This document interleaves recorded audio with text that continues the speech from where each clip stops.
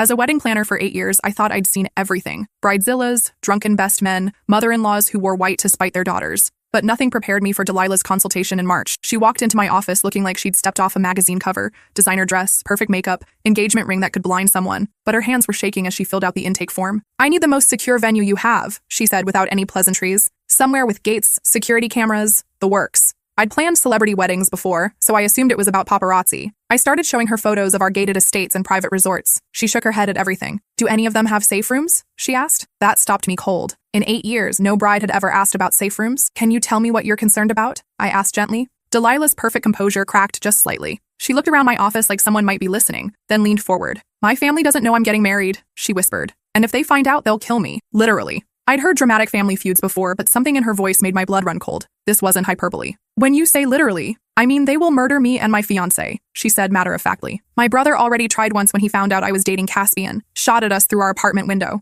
We've been in hiding for 6 months." I set down my pen. This was way beyond wedding planning territory. "Maybe you should consider postponing until things settle down." "There is no settling down." Delilah cut me off. "My family runs the Kozlov organization. You might have heard of them." I had. Everyone in this city had heard of the Kozlovs. They controlled half the underground gambling, most of the drug trade, and had a body count that made the evening news regularly. "Caspian is from the Romano family," she continued. "Our families have been at war for 3 generations. 17 people have died because of this feud. My dad told me he'd rather see me dead than married to a Romano." My mouth went dry. "Romeo and Juliet was a tragedy, not a wedding inspiration. So you want to get married in secret?" I asked. "Not secret. Public. Very public." Her eyes had a strange gleam. "I want the biggest, most elaborate wedding this city has ever seen. I want every news station there. I want it so public that they can't make us disappear quietly." I stared at her. It was either brilliant or insane. "The Romano family will pay for everything," she said, sliding a black card across my desk. "No budget limit. But it has to be perfect, and it has to be in 6 weeks. 6 weeks is impossible for a large wedding." "It's not impossible. It's just expensive." She looked at me steadily. "I know you planned the Grantham wedding in 4 weeks when their daughter got pregnant. I know you have the connections." She'd done her homework. The Grantham wedding had been a nightmare of expedited everything, but we'd pulled it off for the right price. "There's something else," Delilah said.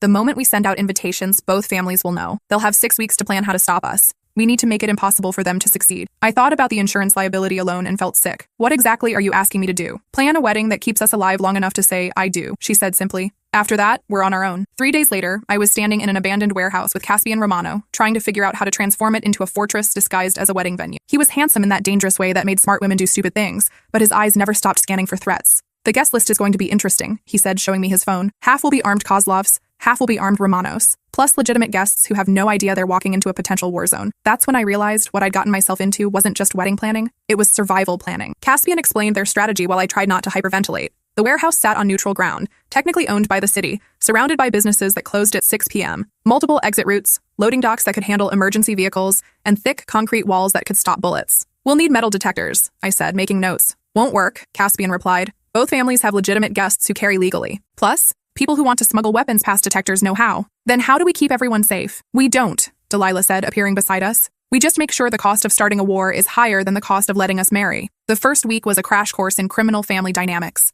Delilah explained how the feud started back in 1987, when her grandfather caught Caspian's grandfather skimming from their shared construction business. What should have been a civil lawsuit turned into 3 decades of bloodshed when harsh words led to a fistfight, which led to a stabbing, which led to a shooting, which led to entire families choosing sides. "My great-uncle Anatoly was the first to die," Delilah told me as we toured potential caterers. "Shot in the back while leaving church. Caspian's family claimed it was self-defense, but Anatoly was unarmed. That's when my family decided the Romanos couldn't be trusted. The revenge killing happened 6 months later. Caspian's cousin was found floating in the harbor with his throat cut. Both families blamed the other. The police couldn't prove anything, but the message was clear. This was now a blood feud. 17 people over 30 years, Caspian said during one of our planning meetings. 17 funerals, 17 families destroyed. And for what? A construction contract that went bankrupt anyway. Learning the family history was essential for understanding the seating chart complexities. Each death had created new enemies, new grievances, new reasons for violence. Delilah's cousin Marina couldn't sit near Caspian's uncle Roberto because Roberto had allegedly ordered the hit on Marina's brother. Caspian's aunt couldn't be in the same section as 3 different Kozlov women whose husbands had died in Romano-ordered attacks. "It's like planning a seating chart for 30 years of warfare," I told my assistant while we worked through the guest list.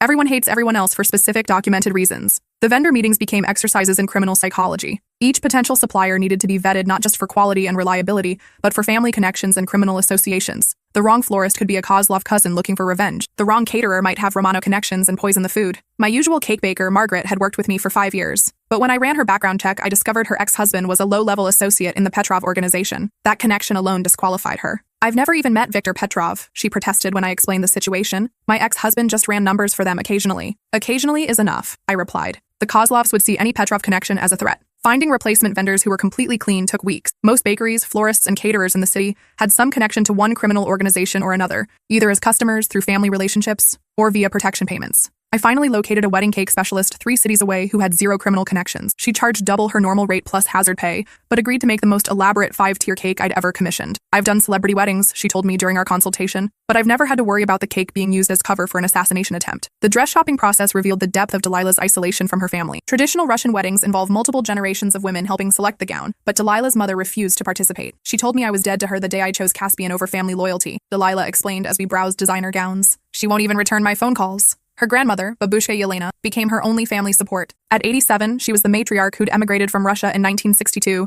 and watched her family build an empire through violence and fear. In old country, families fight over land, over politics, she told me in heavily accented English while Delilah tried on her 7th dress. Here, families fight over nothing. Pride, stupidity. Boys with guns think they are men. Babushka Yelena had lost 3 sons to the family business. One to rival gangs, one to police, one to prison where he died during a riot. She'd buried a husband who was shot outside a grocery store. She'd raised grandchildren who inherited hatred instead of love. Delilah is first to choose happiness over revenge, she said, touching the silk of the wedding dress. Maybe she breaks curse on this family. The Romano side had their own family drama. Caspian's parents hadn't spoken to him since learning about the engagement. His mother called me directly to plead for cancellation. You don't understand what you're facilitating, she said during a tearful phone call. This isn't Romeo and Juliet. This is suicide. My son will be dead within a year. Why don't you support him if you're that worried? I asked, because supporting him means betraying everything his father stands for. My husband has spent 40 years building respect through fear. If he appears weak by accepting this marriage, rivals will see it as opportunity to move against us. The complexity of criminal family politics made normal wedding drama seem refreshingly simple.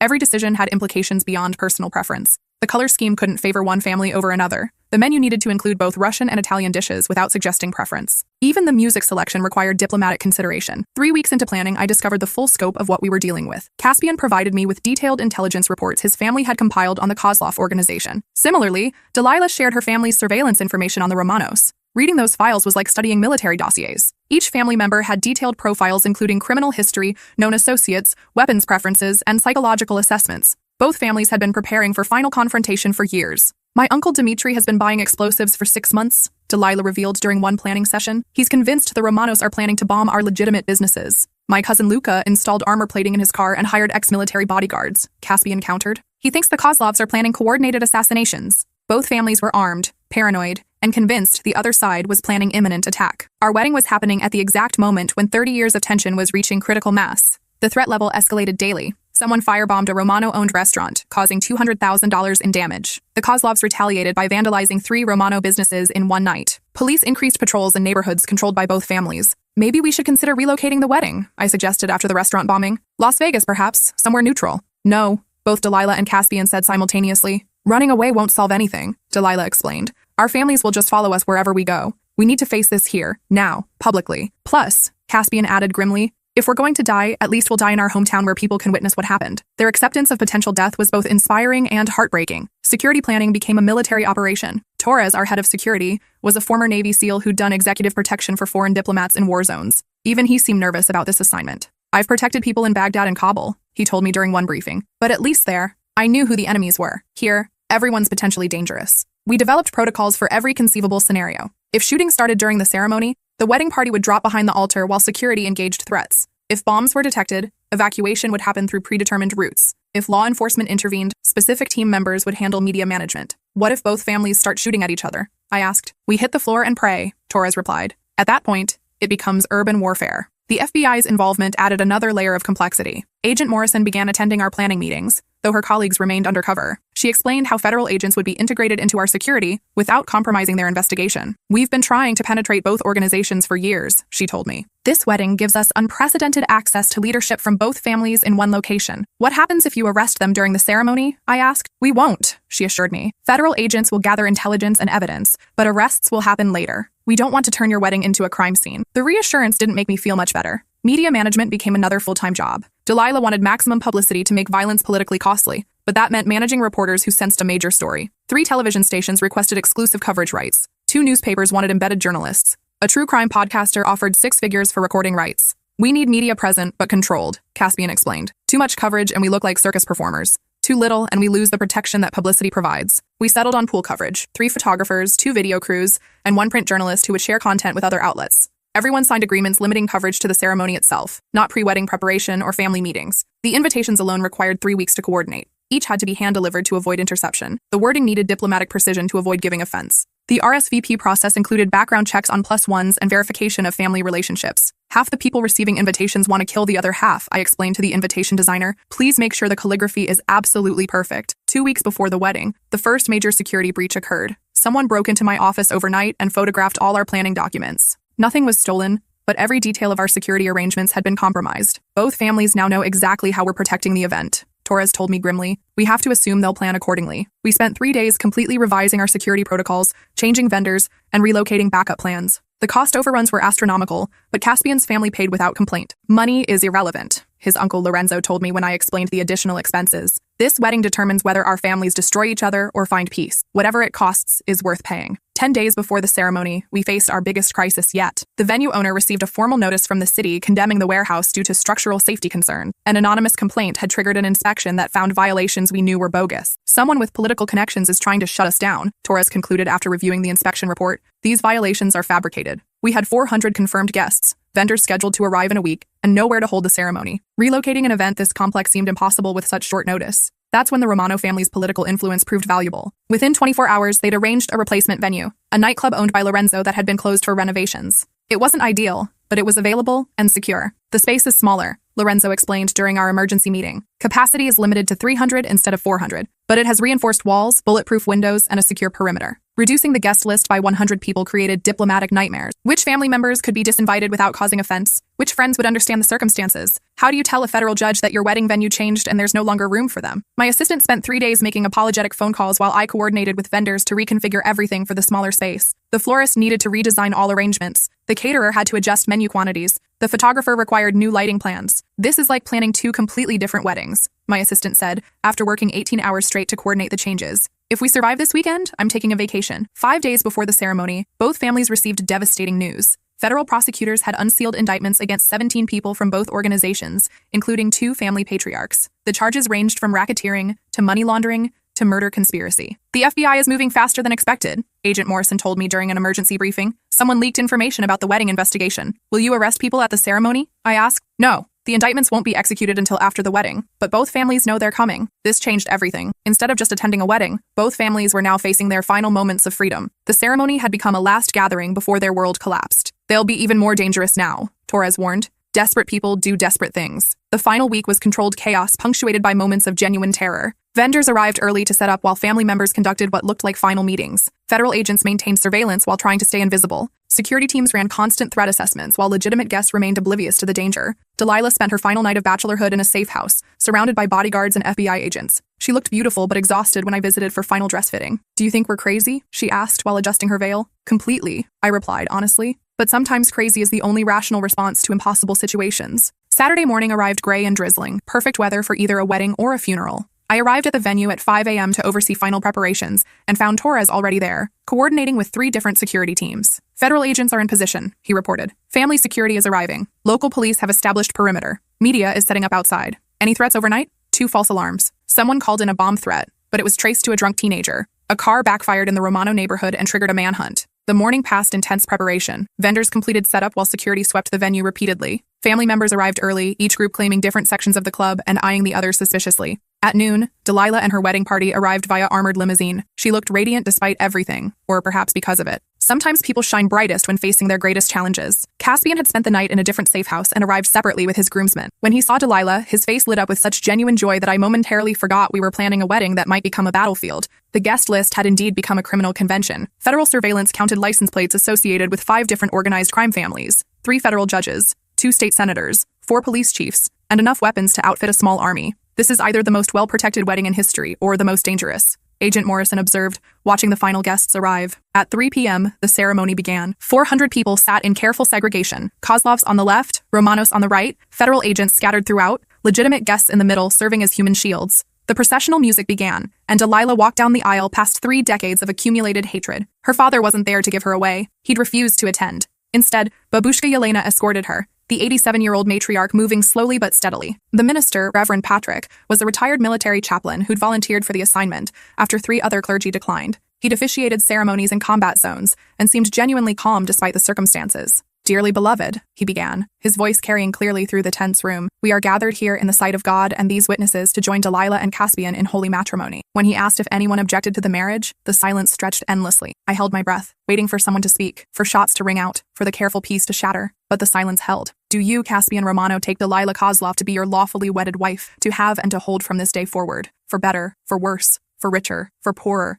in sickness and in health, until death do you part?" "I do," Caspian said clearly, his voice steady despite everything. "Do you, Delilah Kozlov, take Caspian Romano to be your lawfully wedded husband, to have and to hold from this day forward, for better, for worse, for richer, for poorer, in sickness and in health, until death do you part?" "I do," she replied, tears streaming down her face, but her voice strong. "By the power vested in me, I now pronounce you husband and wife. You may kiss the bride." As they kissed, the room erupted in applause. Some genuine joy from friends, some polite acknowledgement from family, all relief that we'd made it through the ceremony without bloodshed. The reception began with careful diplomacy. Both families remained seated at opposite sides of the room, but the atmosphere was less hostile than expected. Perhaps the ceremony's solemnity had reminded everyone of higher purposes than revenge. The first toast came from Babushka Yelena, who stood slowly and raised her glass of vodka. "In Russia we have saying," she began in heavily accented English, "what is stronger, lion or bear? Answer is, love is stronger than both. Today, love wins." The room drank to that sentiment, even family members who disapproved of the marriage. Caspian's uncle Lorenzo offered the next toast, choosing his words carefully to honor tradition without acknowledging the criminal aspects of their conflict.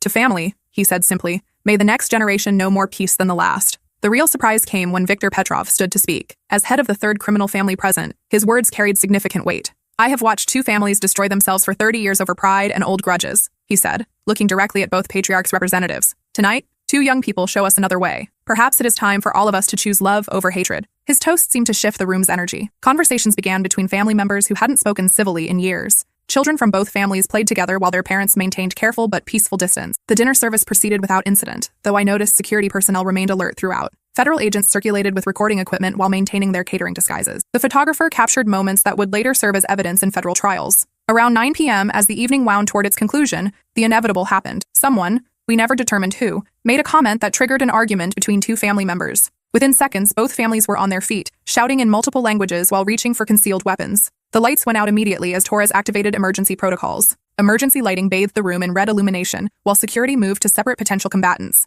FBI agents dropped their covers and activated communication devices. In the darkness, I heard the distinctive sound of weapons being drawn, safety catches being released, and people diving for cover. Women screamed, children cried, glass shattered as someone attempted to escape through the club's reinforced windows. 3 shots rang out. Not many, but enough to send the room into complete panic. When the main lights returned 30 seconds later, the scene was chaos, but not carnage. Overturned tables, scattered chairs, broken glass, and one man bleeding from a shoulder wound where he'd been grazed by a bullet, but nobody was dead. Torres and his team had performed perfectly, using darkness and confusion to disarm potential combatants before anyone could fire effectively. The FBI agents had maintained their positions while gathering evidence. The shots had been warning shots fired into the ceiling, not attempts at murder. "Everyone remain calm," Agent Morrison announced, dropping her catering disguise and displaying her federal badge. "FBI, nobody moves until we sort this out." The reaction was immediate and predictable. Both families demanded lawyers while federal agents began making arrests based on outstanding warrants and weapons violations discovered during the brief conflict. As handcuffs clicked on various family members, the newlyweds stood in the center of the destroyed reception venue, still in their wedding clothes, holding hands while their world transformed around them. "Did we really do it?" Delilah asked, surveying the wreckage. "We're alive and married," Caspian replied. "That's what matters." The aftermath extended far beyond that chaotic evening. FBI raids conducted over the following weeks dismantled both criminal organizations completely. Asset forfeiture seized properties worth millions. Criminal prosecutions resulted in 47 federal convictions and prison sentences totaling more than 300 years. But the violence ended permanently. Without leadership and infrastructure, remaining family members lacked the resources to continue their feud. Younger relatives used the opportunity to pursue legitimate careers. Older members were too busy with legal defense to plan revenge. The Petrov organization, having remained neutral during the wedding confrontation, actually benefited from their rivals' destruction. Viktor Petrov consolidated control over territories previously contested between the Kozlovs and Romanos, though federal pressure eventually forced him to legitimize his operations as well. Delilah and Caspian spent 6 months in federal protective custody while testifying against family members who'd attempted to involve them in criminal activities. Their testimony was crucial in securing convictions against several high-ranking family members. When they were finally released from protection, they relocated to a small town in Oregon, where they opened an Italian-Russian fusion restaurant.